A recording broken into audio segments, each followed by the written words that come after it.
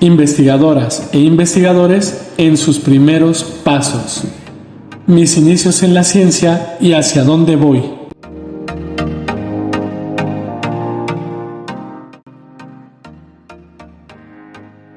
Hola, yo soy Jarib Alcaraz Espinosa y el día de hoy les voy a platicar un poco sobre mi experiencia en la investigación, sobre los primeros pasos, mi formación y al final algunos consejos para jóvenes investigadores que inician este camino.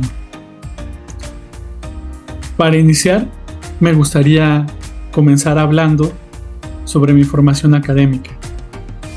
Yo soy egresado de la Unidad Profesional Interdisciplinaria de Biotecnología del Instituto Politécnico Nacional. Ahí me especialicé en cultivo de tejidos e ingeniería genética. Esta carrera en su momento era muy innovadora. Prácticamente no había algo que se comparara a ella y se dedica principalmente a los procesos biotecnológicos, ya sea a aprender a modificar microorganismos, diseñar bioprocesos y procesos de separación. Aunque esa fue la carrera que estudié y que ha tenido un gran impacto sobre la filosofía de ciencia que tengo, mi mayor motivación la tuve durante el doctorado. El doctorado lo realicé en la Universidad Federal de Pernambuco, en Brasil, en ciencia de los materiales, y en esta etapa me di bastante cuenta sobre la importancia de la multidisciplinariedad en la ciencia.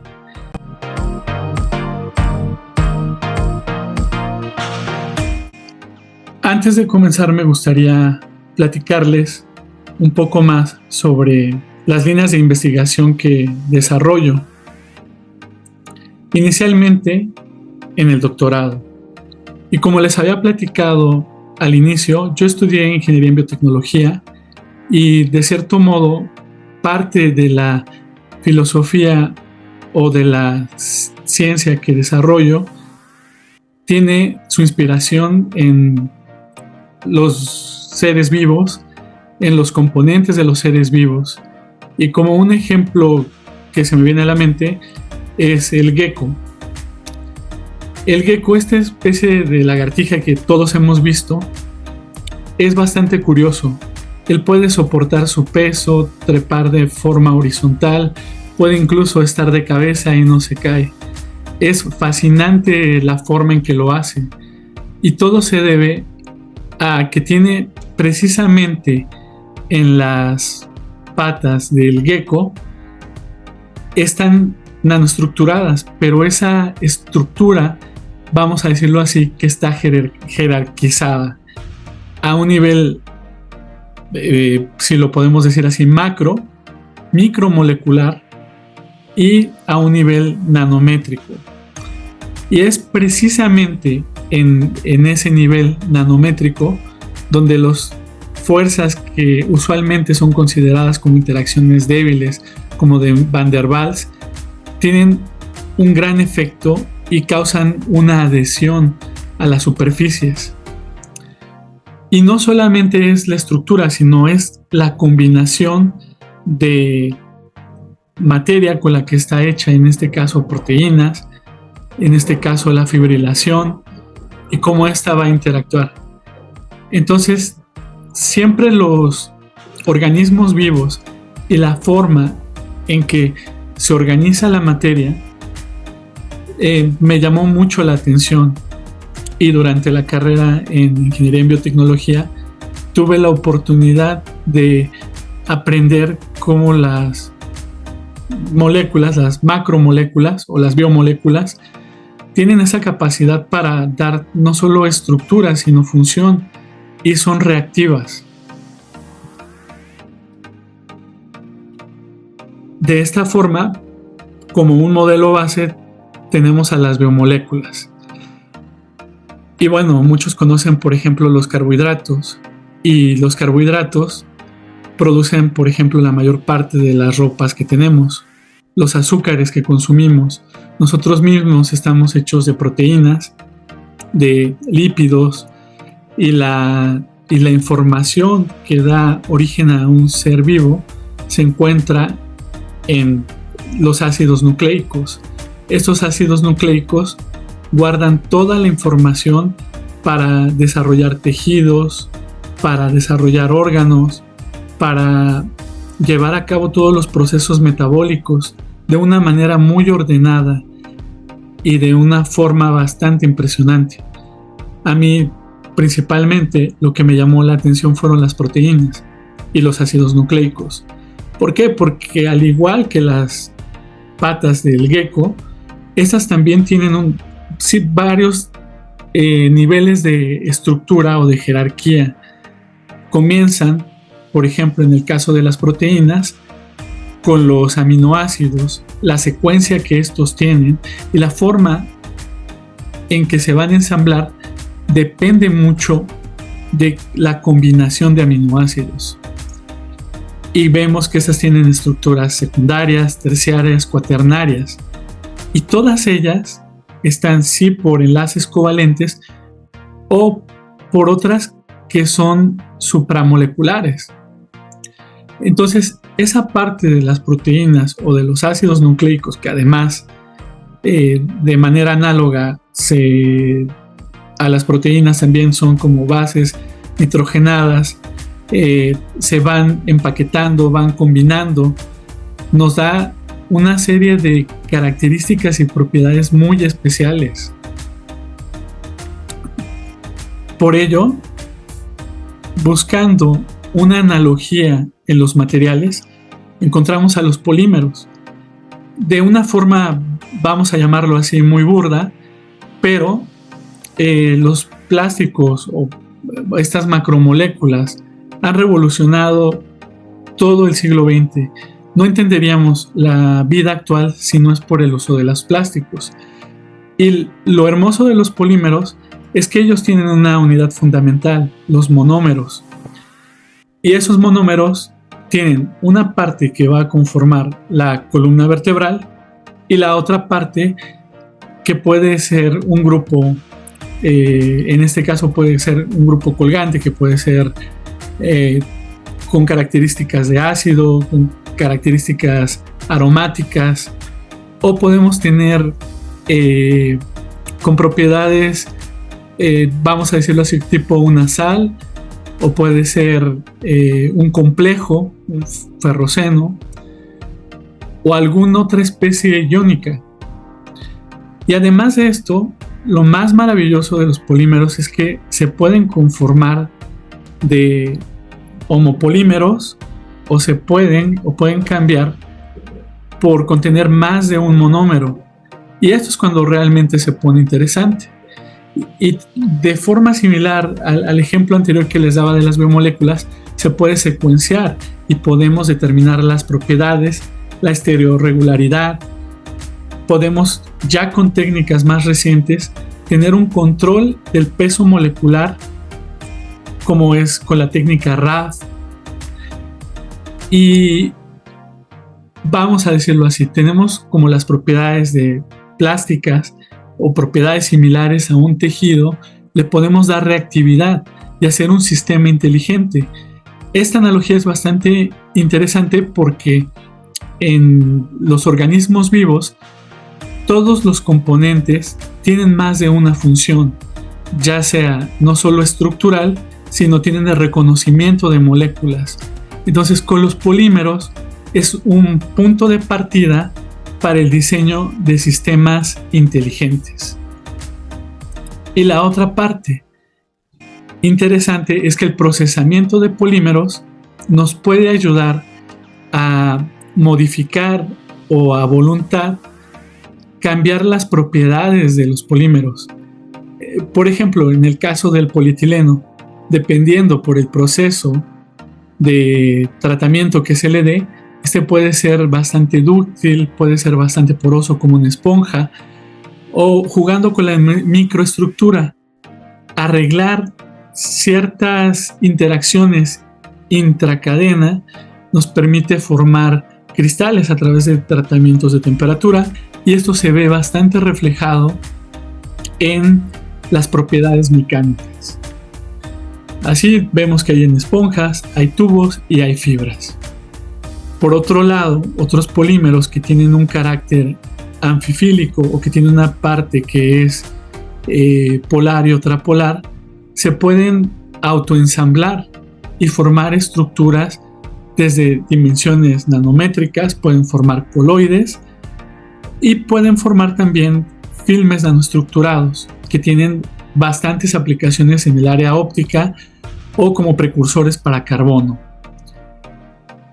O tenemos procesamientos como el electrohilado, que va a ser una de las técnicas que les voy a hablar.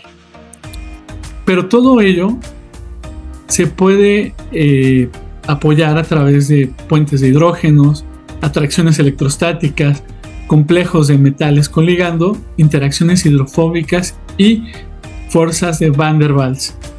Este conjunto de interacciones que estoy llamando tiene la capacidad de ayudarnos a estructurar materiales a escalas nanométricas o micrométricas, a hacer sistemas de liberación controlada y sistemas reactivos que pueden tener de una forma simplificada una analogía con lo que hacen los sistemas biológicos.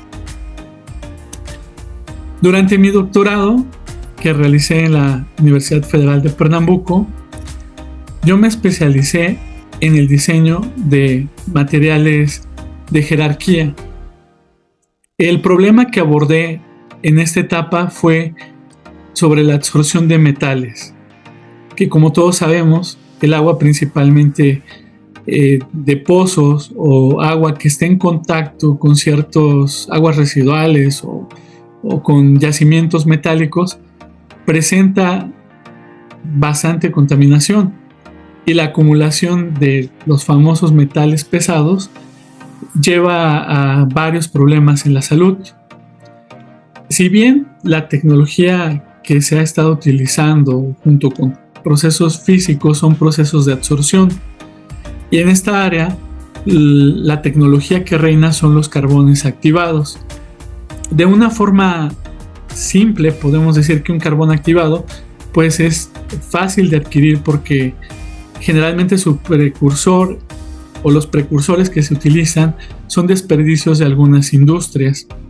Se busca aumentar el área, se busca que el carbón sobre su superficie tenga ciertos grupos que nos van a permitir tener afinidad. Sin embargo, existen algunas limitaciones, sobre todo en la utilización o el reacondicionamiento de estos carbones que requieren bastante energía para ello, y no todos los absorbentes son fáciles de recuperar después.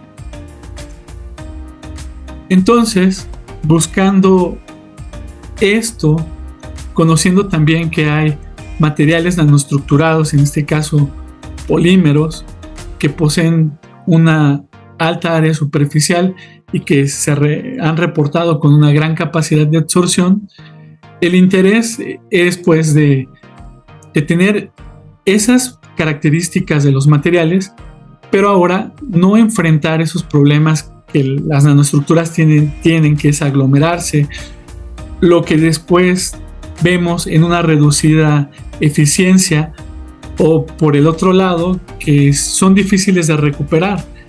Y esto es algo preocupante, porque normalmente cuando uno está intentando limpiar una contaminación, si no tiene la certeza de que recuperó todo el material, estaría generando una contaminación secundaria. Por este motivo es que se han diseñado membranas. Claro que hay membranas de diálisis, hay membranas de ultrafiltración. Sin embargo, esas requieren altas presiones y no se utilizan de una manera tan directa en el agua. Por lo que se busca es inmovilizar este tipo de nanomateriales en estructuras porosas. Una estructura porosa va a tener la ventaja de tener el espacio para poder permitir el acceso al líquido o al medio que se tiene. y al mismo tiempo no requerir tantas presiones, una presión tan alta. En ese caso, las estructuras que encontramos que tenían ese tipo de características son las membranas producidas por la técnica de electrohilado. En sí, la técnica de electrohilado es una técnica de procesamiento de polímeros. Estos pueden ser suspendidos en algún solvente donde los polímeros tengan esa capacidad. Se busca que se tenga una cierta cantidad de enmarañados, ya que la viscosidad de la solución precursora de fibras tiene un impacto en el resultado final. Y además se busca que tenga cierta conducción iónica, porque este proceso utiliza alto voltaje para, como se observa aquí, en el capilar tenemos la solución del polímero. Esta solución de polímero se conecta a una fuente de alta tensión, normalmente a la orden de kilovolts. Al menos unos 5 kilovolts es lo que se requiere para comenzar a polarizar esa gota de polímero que está en la punta de un capilar. Al momento en que llega a ser bastante la cantidad de carga eléctrica que tiene, comienza a vencerse esa tensión superficial, se produce un chorro de polímero. Como se puede ver en la figura, tenemos una parte que dice flujo óhmico, y ese flujo óhmico es un movimiento controlado, no caótico, que es normalmente los primeros centímetros. Pero una vez que se pasa este valor, el chorro de polímero continúa de manera caótica hasta llegar a un colector de corriente que está conectado a tierra, y es ahí donde van a perder la carga electrostática esos chorros de polímero, y vamos a dar tiempo a que se evapore el solvente. Normalmente las fibras que se producen por esta técnica son como las que se muestran en la parte inferior. Son fibras no tejidas, son fibras que caen una sobre otra de manera aleatoria. Pueden ser de niveles nanométricos a niveles micrométricos, inclusive macroscópicos.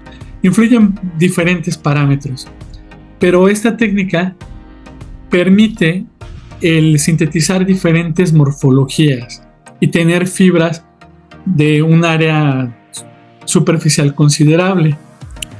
Durante el doctorado, la idea fue utilizar justamente ese tipo de membranas para un soporte, darle estabilidad mecánica, como iba a ser en un medio acuoso.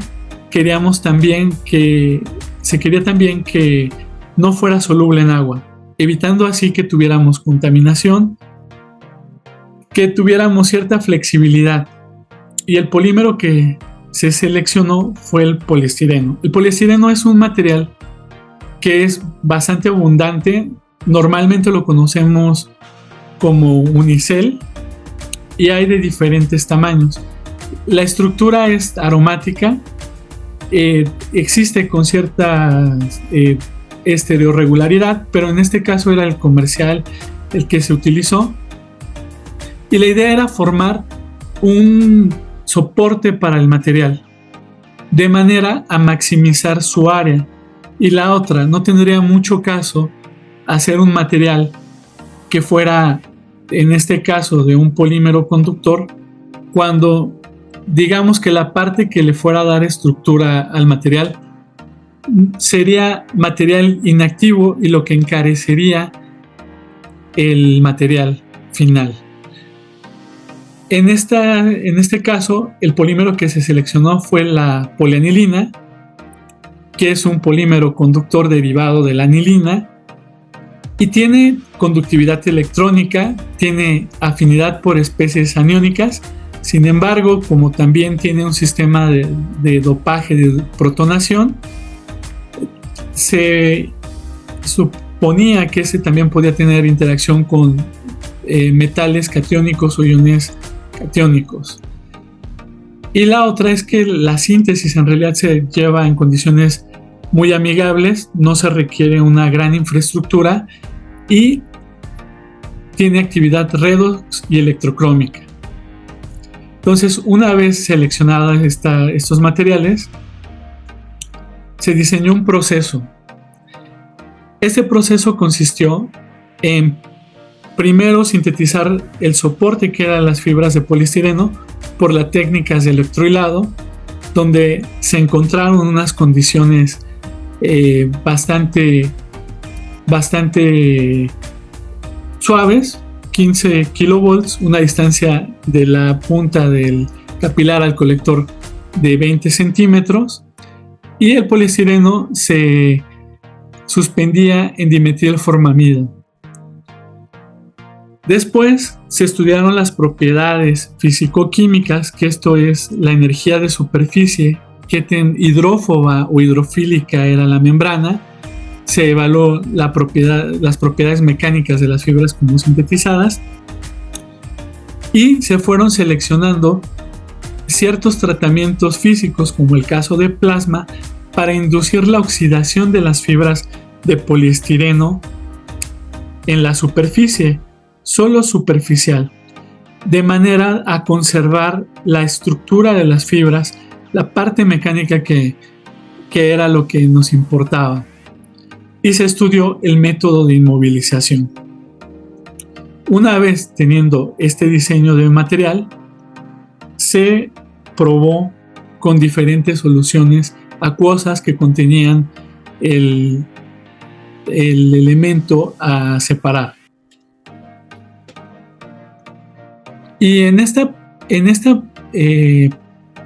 diapositiva, del lado izquierdo, lo que les presento es una fibra tal cual es sintetizada.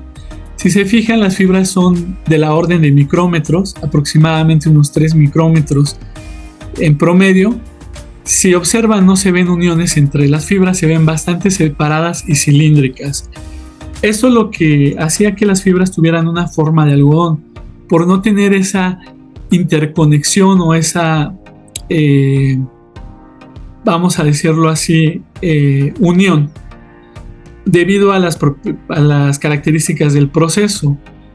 Esto fue como un primer obstáculo para desarrollar membranas, ya que estas, al ser manejadas, se desprendían en pequeñas fracciones. Por ello se diseñó un tratamiento térmico considerando las temperaturas donde ella era estable, y de cierta manera se comenzó a unir la fibra, dándole una mayor propiedad mecánica y respetando la integridad del poliestireno.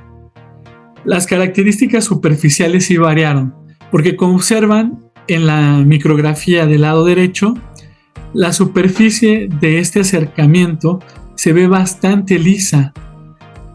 Comenzó a perder rugosidad comparada con la figura del lado izquierdo.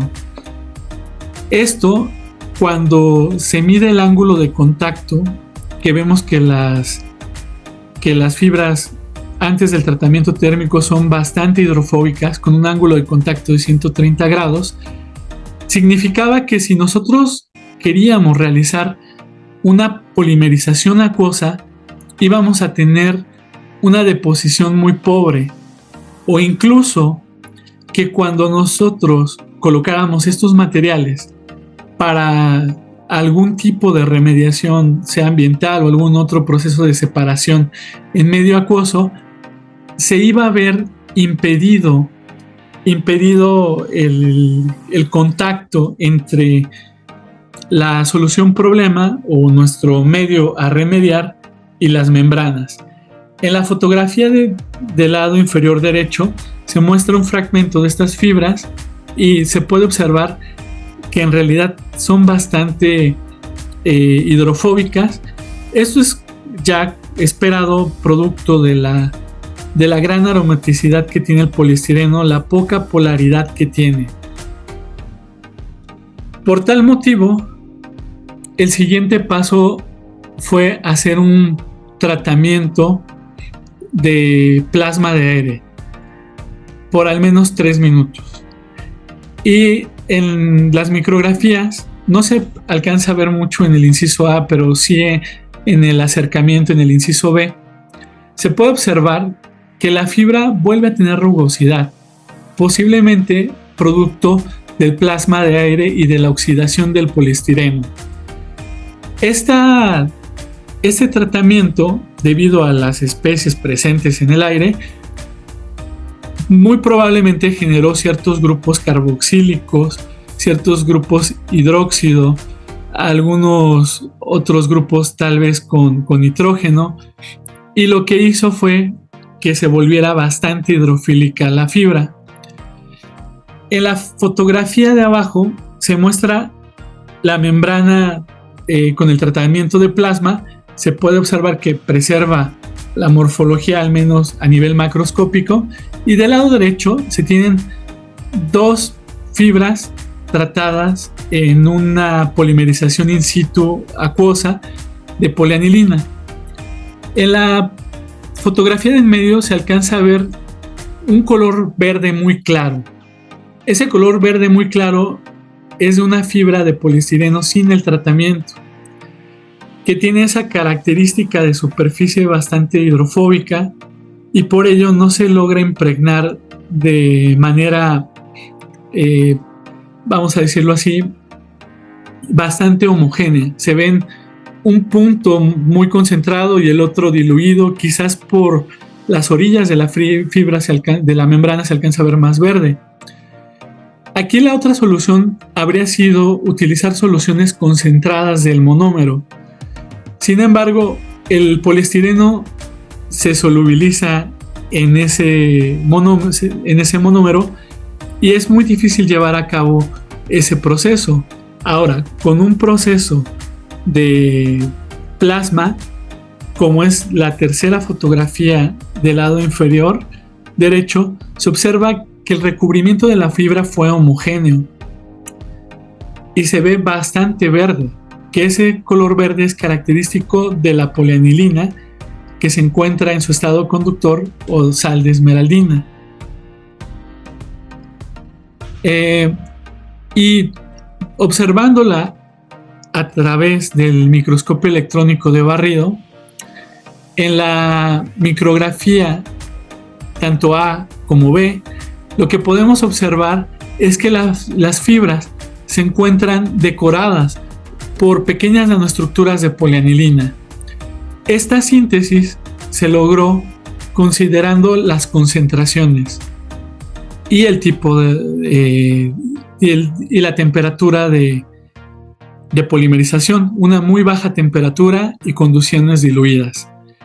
En este caso, lo que actuó como sitios de nucleación fue precisamente esos grupos que se generaron durante la oxidación de plasma y el crecimiento que se dio sobre las fibras permitió que se generaran sitios de nucleación y que estos crecieran perpendicularmente de modo a decorar completamente las membranas.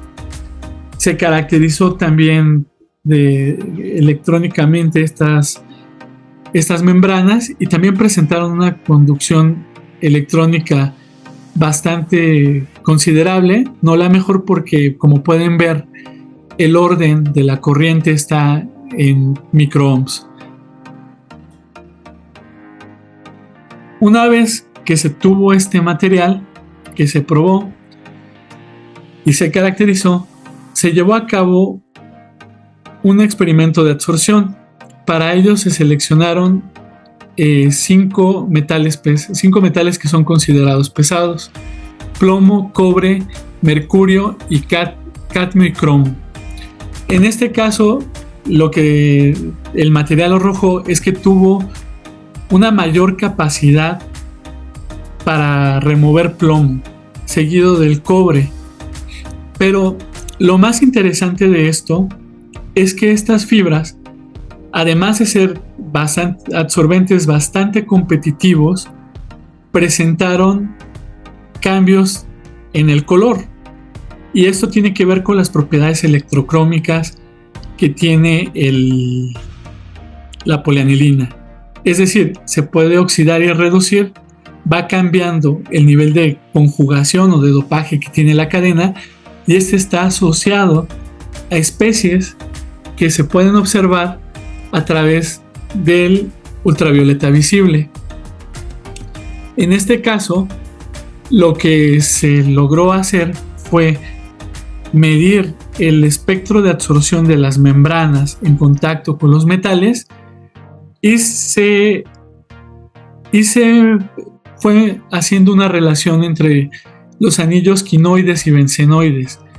Y lo que se veía era, por ejemplo, en el caso del cromo, que era bastante oxidante, obviamente oxidaba toda la fibra y por eso tenía esa coloración morada, porque estaba completamente oxidada.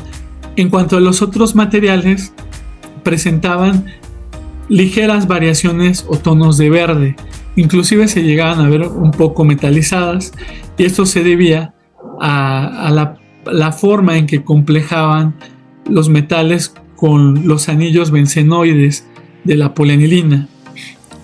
Además de esto, daba una señal eléctrica, como habíamos explotado esa otra característica de la polianilina, de no solo ser electrocrómica, tener propiedades redox, sino también tener esa otra propiedad de conducción electrónica. Y se pudo observar que dependiendo el tipo de metal, esta variación era bastante considerable. Con lo que esta parte de mi tesis fue no solamente desarrollar un material, sino abordar una aplicación y el hecho de no solo hacer un absorbente, sino tener también posiblemente un indicador para saber o el tipo de metal o el tipo de elemento que estaba interactuando con nuestro material, y hablarnos de cierto modo de qué elementos tendríamos en ese medio que estábamos tratando, si este era oxidante, y poder hacer como un sensor de cuando el material incluso se encontrara saturado.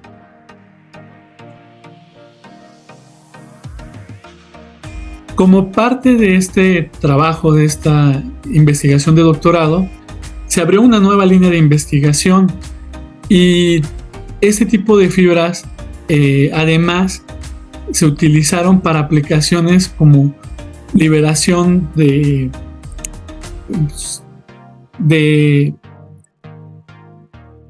péptidos bactericidas, que en ese tiempo era una de las terapias más, o uno de los elementos considerados para sustituir a los antibióticos, sobre todo para parches curativos o liberación controlada. También este tipo de materiales, por las características que tiene, que es la interacción con ácidos de la polianilina, se utilizó para aplicaciones de biología molecular, como es el caso de la extracción de ADN a partir de muestras de sangre. O también la otra parte, que fue la absorción de colorantes. Y bueno, durante el doctorado también se abordó un poco sobre el autoensamblaje o la formación de especies coloidales de poliestireno y conjugarlas con otras moléculas conjugadas, como lo son las porfirinas, que tiene la característica de producir oxígeno singlet, que tiene propiedades bactericidas.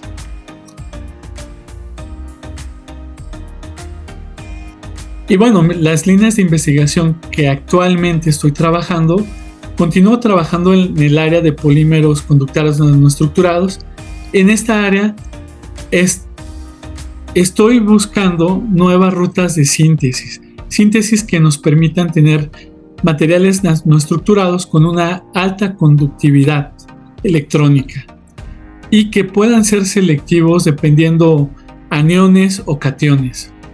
En este caso he estado interesado tanto en polianilina, poliperrol, pero también en algunos otros como el polietilén dioxitiofeno.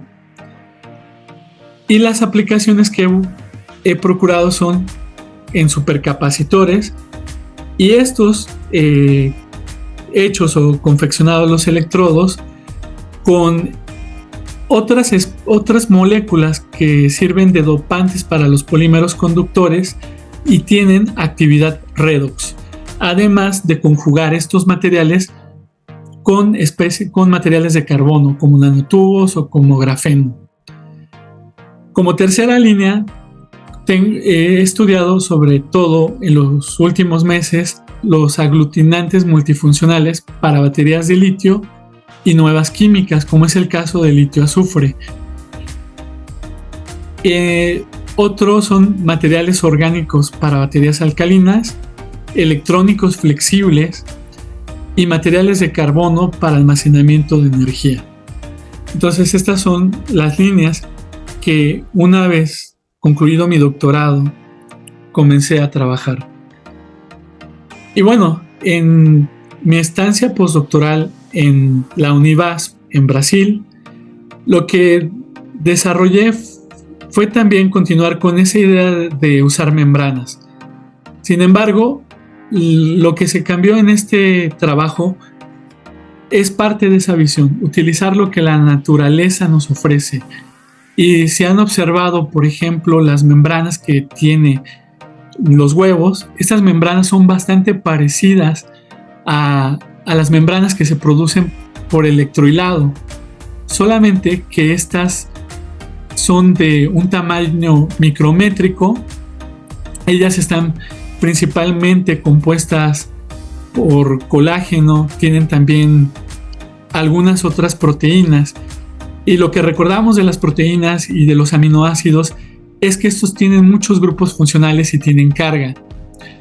Caracterizando esta membrana de huevo, lo que se observó es que tienen propiedades de superficiales catiónicas. Entonces, pensando en diseñar esto y resolver un problema como lo es la distribución de los nanotubos de carbono, lo que se realizó aquí fue una funcionalización de los nanotubos de carbono con grupos carbonilo, con algunos grupos hidróxido, y en general esto le iba a dar cierta carga negativa a los nanotubos, de forma que en conjunto con el ultrasonido que nos permite dispersar los nanotubos en medio acuoso y teniendo cierta carga, la contribución sinérgica de carga superficial y el efecto ultrasónico de impacto de los nanotubos en la membrana permitía que estos penetraran la porosidad de las membranas, se depositaran en la superficie, y posteriormente esto servía como colector de corriente y también como un sustrato para crecer nanoestructuras de algún polímero conductor, que en este caso fue polipirrol. Y como observan en la parte de la fotografía derecha, se observa las diferentes etapas de la transformación de la membrana de huevo, desde la membrana como es obtenida después de retirar el cascarón con alguna solución ácido para solubilizar el carbonato de calcio, posteriormente con la funcionalización de los nanotubos y al final recubiertas con el polipirrol.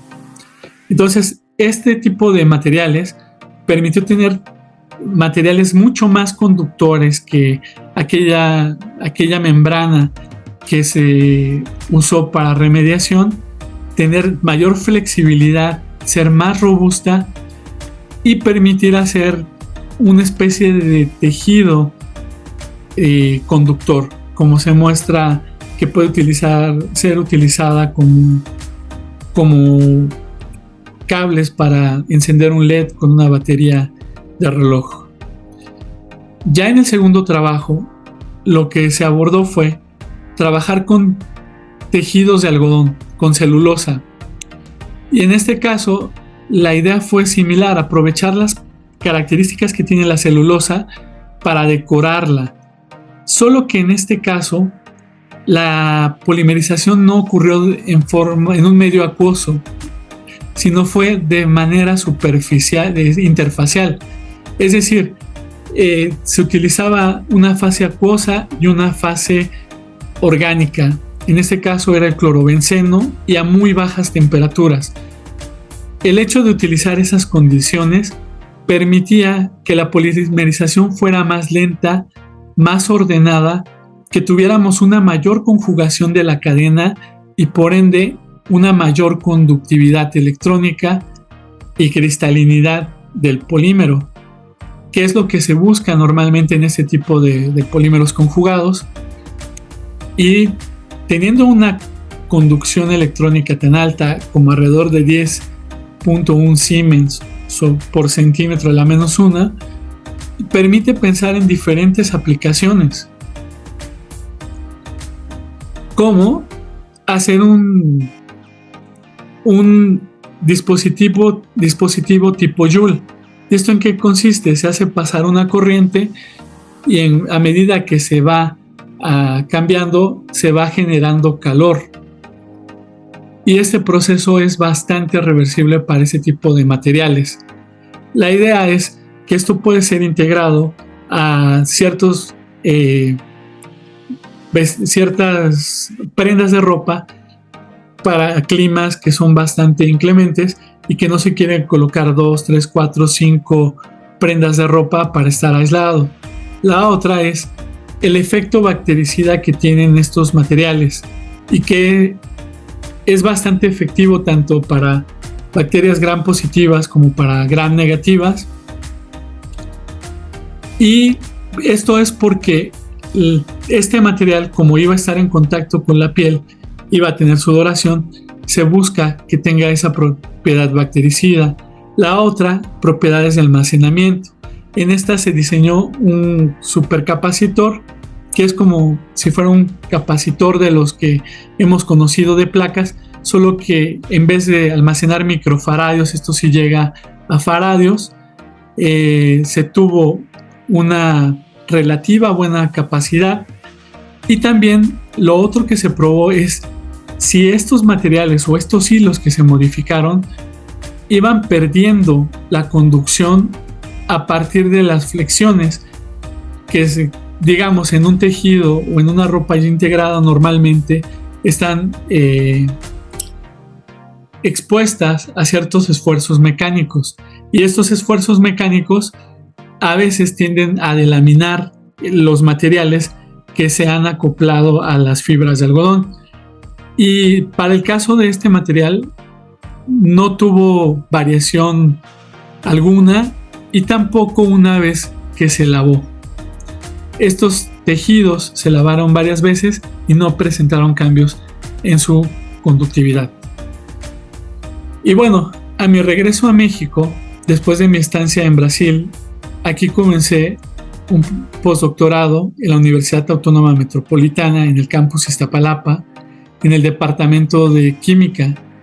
Y como parte de esa evolución y recordando esa visión del autoensamble de los materiales y sobre todo los tejidos, de la capacidad que tienen los tejidos, que ellos tienen casi como una consistencia de un hidrogel. En este caso lo que se propuso fue ensamblar hidrogeles mediante el uso de hidrótropos. ¿Qué es un hidrótropo? Es una molécula que no tiene una parte alquílica tan larga como un surfactante, como podría ser un dodecilbenzeno sulfónico o alguna otra cadena grande. Es bastante pequeña, pero tiene esa característica de una parte hidrofóbica y una parte polar. En este caso, la molécula que se utilizó fue el ácido paratoluensulfónico.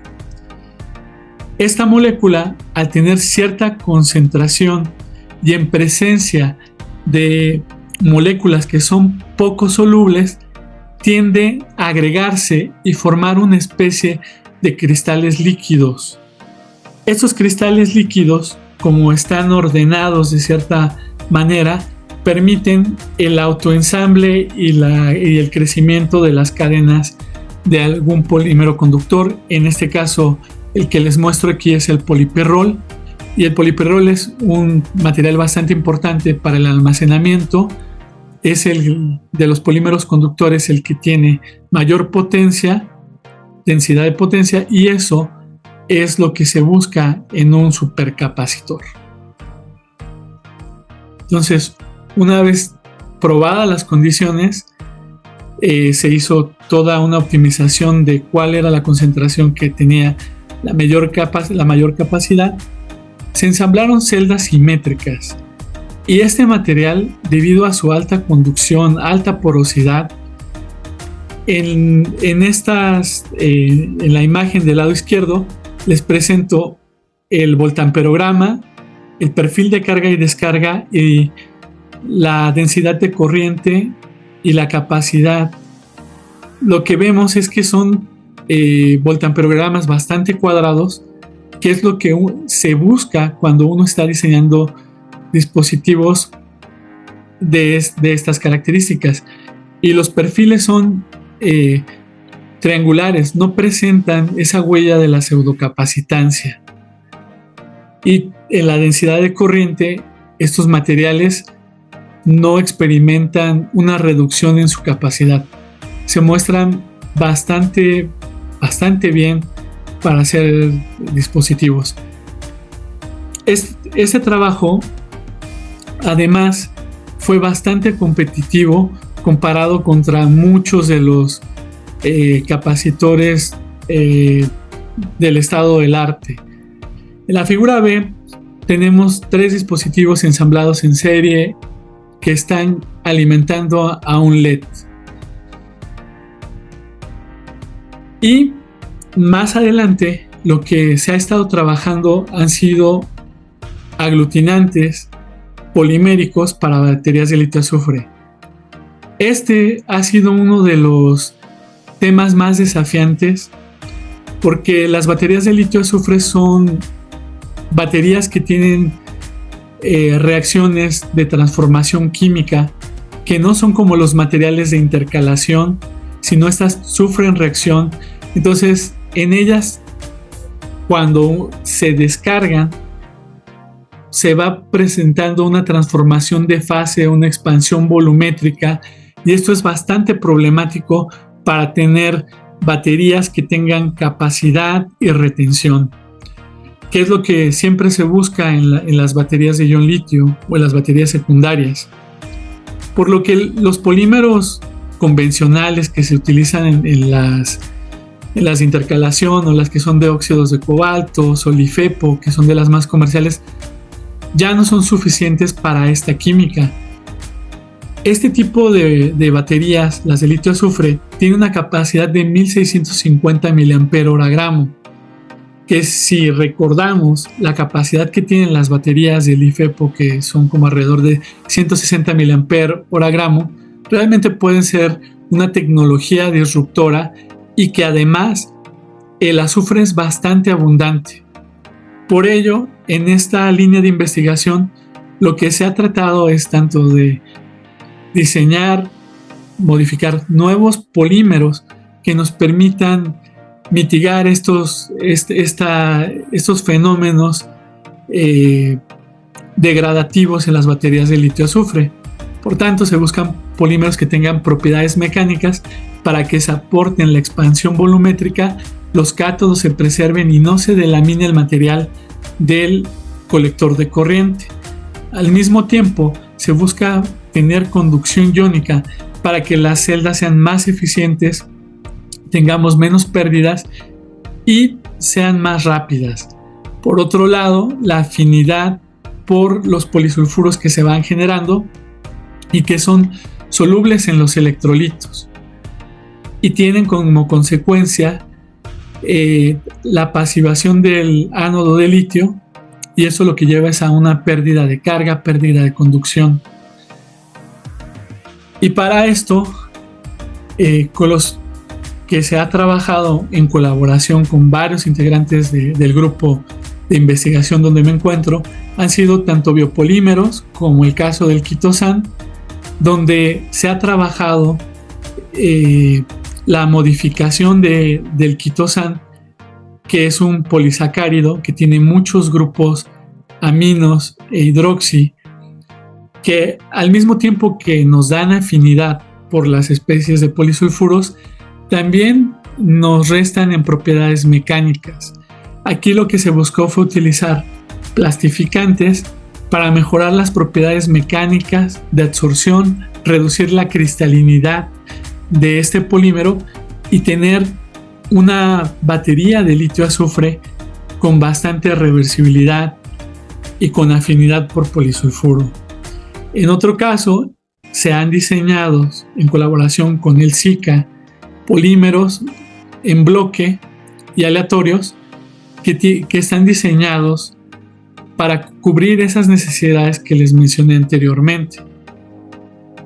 En este tipo de trabajos no solamente se ha hecho la parte experimental, sino también se ha colaborado para tener una mayor comprensión sobre cómo los polisulfuros y cómo el ordenamiento de los monómeros tiene un impacto en las baterías. En esta diapositiva les presento la comparación tanto del polímero convencional PVDF como de un polímero en bloque y un polímero aleatorio, así como los perfiles de carga y descarga y la retención de la capacidad. Y bueno, solamente me gustaría también agradecer tanto a las personas que me han formado, me han ayudado en este viaje tan fascinante que es la ciencia. En Brasil, a mi asesor, al doctor Celso Pinto Di Melo, del Departamento de Física de la Universidad Federal de Pernambuco, que me brindó y me apoyó durante todo el doctorado, y a un gran colega y amigo, el doctor Elinando Pequeno de Oliveira.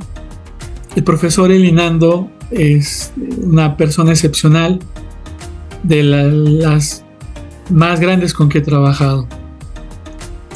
Y aquí en México, agradecerles al doctor Ignacio González y al doctor Guadalupe Ramos Sánchez, que me han brindado la posibilidad de entrar en este mundo del almacenamiento de energía, que es un área fascinante, y puedo decirles que es el mejor grupo de electroquímica con trabajos pioneros que se han realizado en el área de baterías secundarias en la UAM Iztapalapa.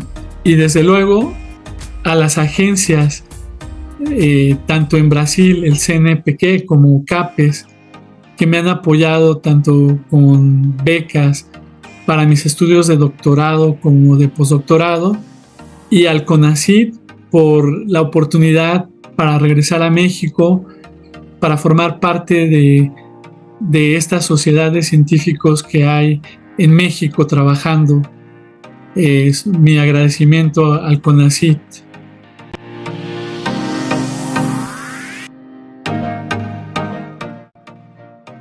Y bueno, ¿cuáles serían las sugerencias o lo que yo les podría compartir para todos ustedes que aún se encuentran en un posgrado, pero sobre todo para aquellos que están casi por terminar el doctorado? A mí lo que me habría gustado que se hablara de manera más explícita y que parte de las personas que te forman te pudieran dar es los principios.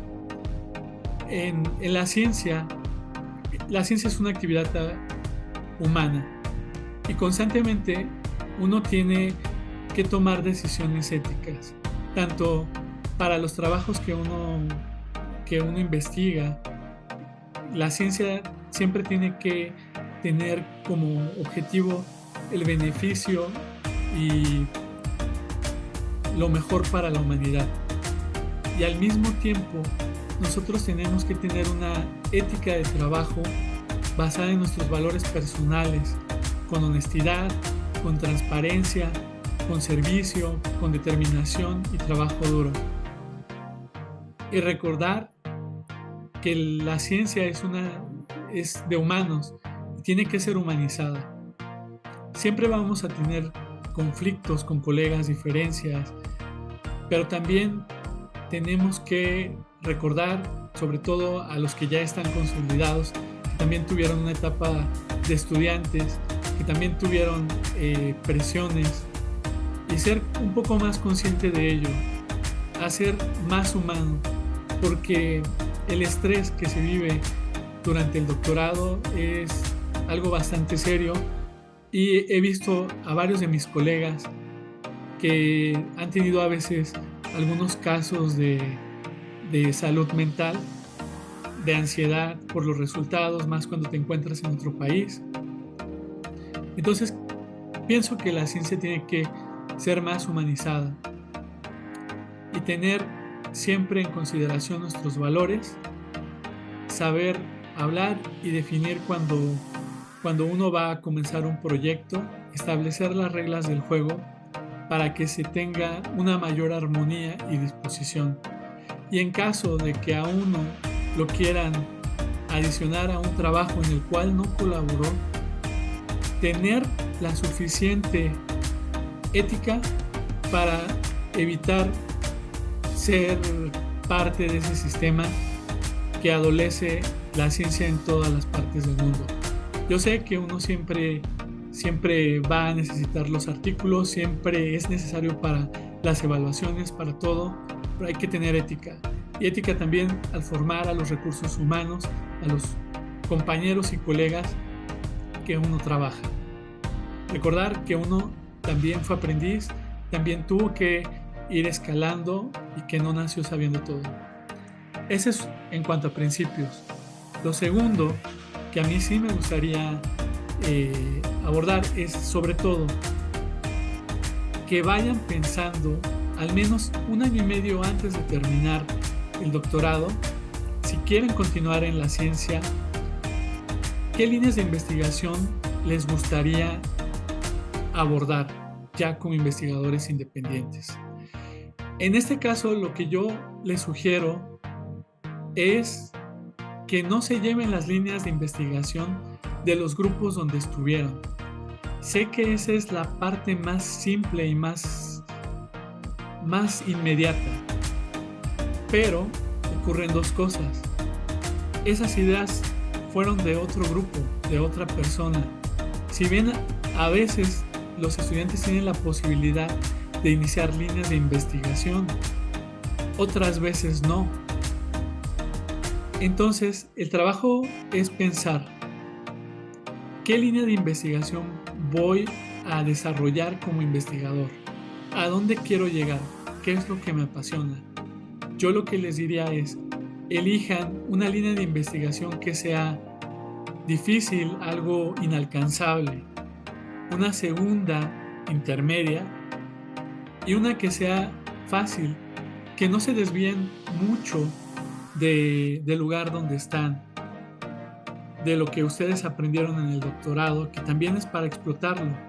Pero con esto yo quiero decirles, no es llevarse las líneas de investigación del grupo, es contribuir. Y al mismo tiempo, esto les permitirá, si tienen esa posibilidad, buscar un postdoctorado, una estancia postdoctoral que los acerque a esas líneas de investigación. Yo soy partidario de que si ustedes realizaron con algún equipo que es bastante sofisticado o que requiere una infraestructura de alto valor, intenten no depender de ello. Busquen trabajos que sean interesantes, tener colaboraciones. Las colaboraciones siempre van a ayudar. Si ustedes apenas van a montar su laboratorio, no tienen una gran infraestructura, de eso pueden echar mano. Y también la otra parte es salir de la zona de confort. A veces toca aprender y comenzar como un principiante. Si has llegado a terminar un doctorado, creo que tienes las herramientas para hacerlo. Y estás acostumbrado a que los resultados tarden, que los resultados no salgan, pero esa es parte del aprendizaje, la paciencia. Y si tienen la fortuna, como yo la tuve, de tener una red de trabajo con colegas, con compañeros de doctorado, manténgala. y traten de nutrirla, no la dejen. Es muy importante el trabajo en equipo en la ciencia. Y la otra, a mí me habría mucho gustado, participé en la elaboración de proyectos, pero una vez que salí, el saber cómo se arma una propuesta de investigación, que esto viene desde considerar tus líneas de investigación, que ya tendrías que tener definidas, es saber cómo armar un proyecto para presentarlo ante CONACYT o alguna agencia. Esto no nos lo enseñan. Y hay algunos textos en algunas editoriales como la American Chemical Society, me parece que en Wiley también, o en Elsevier, que abordan este tipo de asuntos. Es importante saber armar una propuesta de investigación y no necesariamente que la vayas a aplicar de inmediato, pero tener 2, 3 o 4 ahí a la mano, porque a veces las convocatorias salen y tienes 3 a 4 días. Si tú no tienes claro antes tus líneas de investigación, si no sabes lo que quieres hacer, va a ser muy difícil que elabores una propuesta de investigación para alguna convocatoria. Entonces, como ejercicio yo les recomiendo que escriban las líneas de investigación, que esbocen lo que a ustedes les gustaría investigar, qué es lo que ustedes tendrían que adquirir para realizar esa investigación. Y bueno, puede que sean afortunados y tengan a alguien que les deje prácticamente un laboratorio, pero si no, ustedes tendrán que construirlo de cero, y en esto también es involucrarse en la gestión de los laboratorios, porque sí, nos encanta la ciencia, pero la otra parte, que es la administrativa, que es la gestión de un laboratorio, de saber cómo entregar los reportes o la declaración de cuánto se gastó, cuánto se obtuvo, poco nos hablan, y eso también es muy importante, gestionar los recursos. Así también como ver que en esos proyectos se puede involucrar a más estudiantes, que ustedes tengan la posibilidad de ofrecerles alguna beca a los alumnos de licenciatura o algún apoyo para fomentar las profesiones científicas. En esta parte, sí, también yo les quisiera decir es que parte de la labor es formar recursos humanos, y en esto es saber desarrollar un proyecto para alumnos de licenciatura, de servicio social, y que sea algo real, que no sea algo complejo, para que el alumno tenga de cierta manera esa satisfacción de que está logrando algo. Por último, les diría que es escribir casi diario o a diario, si pueden, y leer artículos diariamente. Es una obligación que ustedes se mantengan actualizados, que sepan qué es lo que se está desarrollando, y no con el afán de repetir ideas, pero también tener el acercamiento a lo que se está haciendo o a lo más reciente. Te da ideas, te fomenta la creatividad que se requiere para diseñar experimentos o técnicas nuevas que se están implementando y que nos permitirían responder algunas de las dudas de nuestra investigación. Y no olviden la colaboración. Siempre hay que estar informándose sobre lo que otros colegas hacen y cómo nosotros podríamos apoyarnos de ellos y enriquecer nuestros trabajos. En mi caso es con la parte teórica, con la que yo no había tenido mucha experiencia. Sin embargo, en los últimos trabajos, la parte teórica ha sido fundamental para explicar y darle más solidez a mi trabajo. Entonces siempre busquen la manera de interactuar y de integrar a toda esa red. Y para finalizar, solo les agradezco por su atención y les quiero compartir aquí tanto mi perfil de Google Scholar, si están interesados en alguno de los trabajos que aquí expuse, o mi perfil de ResearchGate. Ahí también me pueden contactar por alguna duda. Me pueden encontrar como Jarib Alcaraz. Y yo les agradezco por su atención y les deseo a todos los que están en este camino de la ciencia que lo disfruten. Los años del doctorado son maravillosos. Disfrútenlos. Es cuando más tiempo tienen de pasar en el laboratorio y hacer experimentos que les van a permitir aprender, colaborar. Hasta luego.